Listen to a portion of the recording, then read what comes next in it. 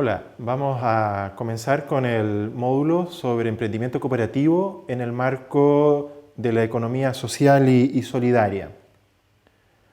Habitualmente estamos acostumbrados a ver el desarrollo de nuestros países, nuestra economía y la sociedad en blanco y negro.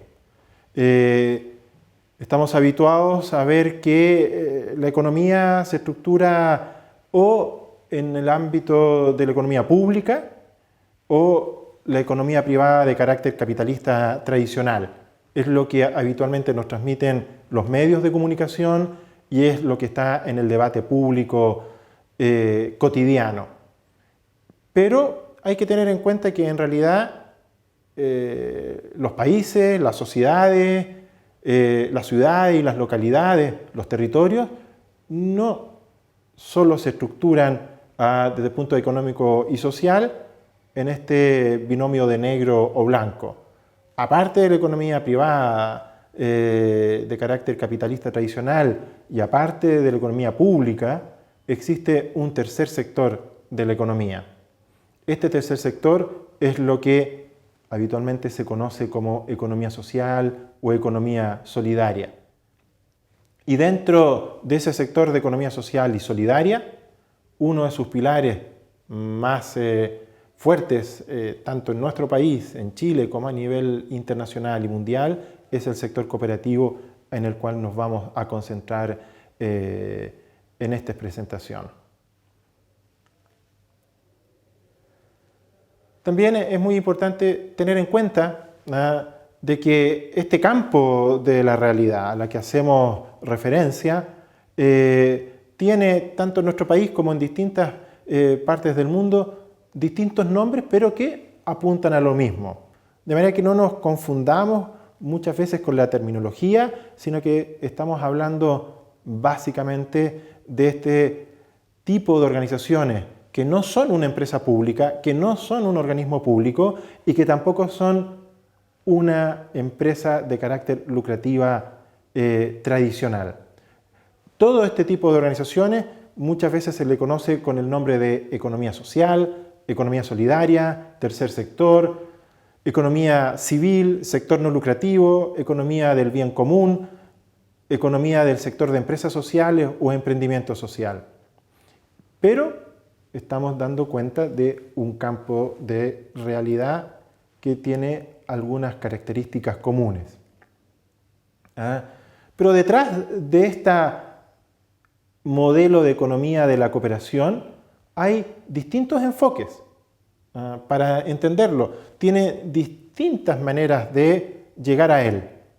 Uno, por ejemplo, es lo que tiene que ver con los criterios evolutivos. Hoy día, a nivel de las ciencias biológicas, se habla de la biología de la cooperación. Tenemos que entender también, por lo tanto, que los comportamientos cooperativos o colaborativos están anclados en nuestros genes y están anclados en los procesos evolutivos. No hay ser vivo dentro de nuestro mundo conocido que sea capaz de vivir y sobrevivir de manera aislada. En distintos casos, en distintos momentos, encontramos que la cooperación es parte de las herramientas que tienen las especies, todas las especies, incluida la nuestra especie humana, Homo sapiens, para poder desarrollarse. Pero la cooperación también tiene un componente ético y moral. También hay una manera de mirar los comportamientos cooperativos, los comportamientos colaborativos desde el punto de vista de la ética, del deber ser de las cosas. Y muchas veces en la vida cotidiana, en distintos momentos, apelamos a este comportamiento ético, al comportamiento ético y moral de preocuparse del bienestar de la comunidad, de preocuparse del bienestar de los otros y no tan solo de nuestra propia situación y nuestro propio desarrollo. Esto tiene mucho que ver también con las corrientes filosóficas, con las religiones, pero también con una ética humanista que plantea la colaboración y la cooperación como un eje para el desarrollo de las personas. Podemos también encontrar comportamientos de carácter cooperativo y comportamientos de carácter colaborativo desde el punto de vista de las matemáticas, las teorías de los juegos. O sea, la cooperación no tan solo tiene que ver con un comportamiento netamente económico, sino que plasma una serie de elementos. También en el ámbito de las ciencias políticas. Hay un entramado internacional, tenemos sociedades, tenemos los contratos sociales, tenemos acuerdos internacionales que apuntan a prácticas de cooperación. Esto también se refleja, por lo tanto, en la estructura de las sociedades. Y también, claramente, en los comportamientos cooperativos y colaborativos está presente en la economía y en la gestión de las empresas. Habitualmente no tan presentes como uno quisiera en términos públicos, en términos de discusión, pero veremos que es importante esta dimensión a la hora de desarrollar las empresas y también la economía de un país. Y también, claramente, el tema de la colaboración y la cooperación tiene una perspectiva desde el punto de vista de la sociología y el estudio de las organizaciones. Los temas del liderazgo, el trabajo en equipo, el conflicto, la resolución de problemas, tienen que ver también muchas veces con comportamientos cooperativos y colaborativos. ¿Y cómo vemos el tema desde la perspectiva del Centro de Economía Social y Cooperativa? Bueno, que la cooperación y la solidaridad es un elemento constituyente de las sociedades y del comportamiento humano, y que por lo tanto a la hora de plasmar y desarrollar una sociedad, su economía, su base productiva, no se le puede desconocer. Bueno, y en concreto, cuando hablamos de cooperación y hablamos de colaboración, hacemos referencia a algunos actores relevantes, como los que reconocemos en nuestro país y también a nivel internacional. Este tipo de actores de la economía social tienen que ver con el ámbito de los sindicatos, las asociaciones gremiales, las cooperativas, las empresas sociales, las comunidades y asociaciones indígenas, las mutuales, las fundaciones y corporaciones privadas sin fines de lucro, que en nuestro país tienen un tejido social y económico bastante significativo, pues representan aproximadamente a 230.000 organizaciones, de acuerdo a un estudio realizado el año pasado en Chile, el año 2015. Y bueno, ¿cuáles son los criterios? ¿Cuáles son los atributos que permiten identificar cuándo estamos en presencia de una organización de la economía social o cuándo estamos en presencia de una organización de carácter cooperativo? Uno de los criterios es que en este tipo de organizaciones prima el ser humano y el objeto social de la organización por sobre el capital. Son empresas y organizaciones que están orientadas a satisfacer las necesidades de las personas. Ese es su propósito. Para satisfacer las necesidades de las personas, evidentemente se requiere dinero, se requiere capital, pero el capital está supeditado a este propósito social y a la satisfacción de esta necesidad de la gente, necesidad que puede ser muy diversa: vivienda, salud, educación, comercializar sus productos, servicios financieros, luz, agua, energía, etc. Otro criterio es que estas organizaciones tienen como atributo ser organizaciones voluntarias y de adhesión abierta.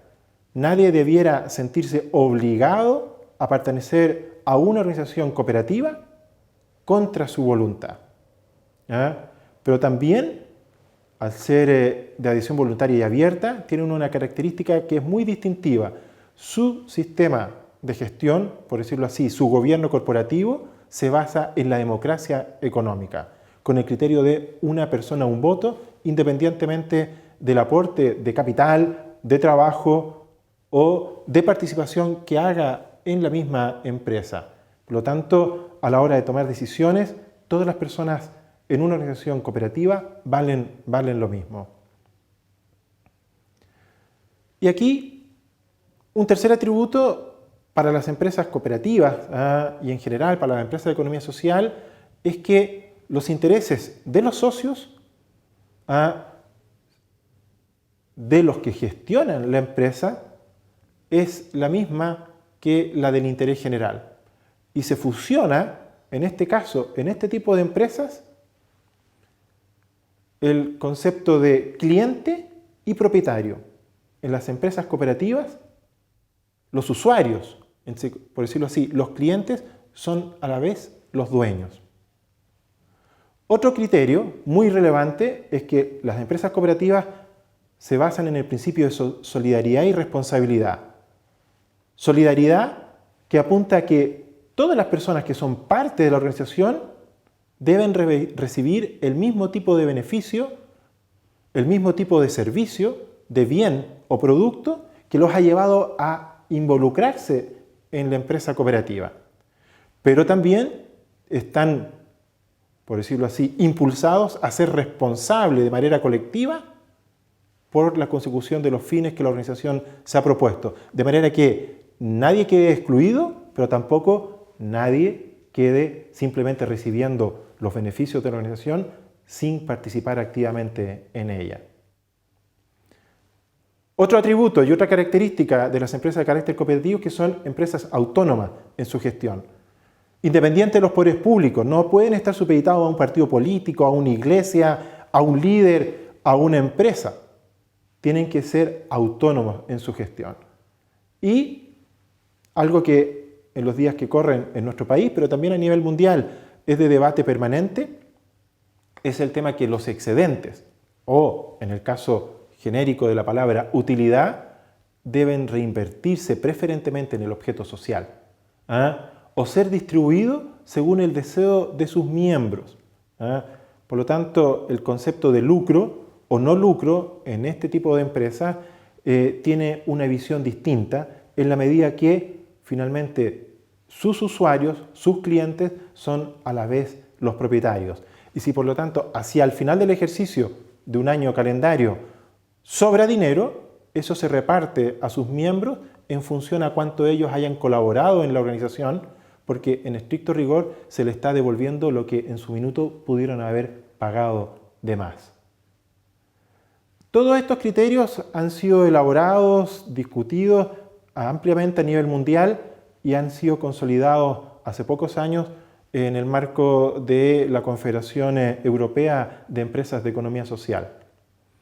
Y se retrotraen a los viejos principios cooperativos establecidos en la primera cooperativa constituida a nivel mundial en Inglaterra, en la localidad de Rochdale, el año 1844, cada uno de los cuales están presentes el día de hoy en la mayor parte de las empresas cooperativas que funcionan a nivel mundial. Gracias.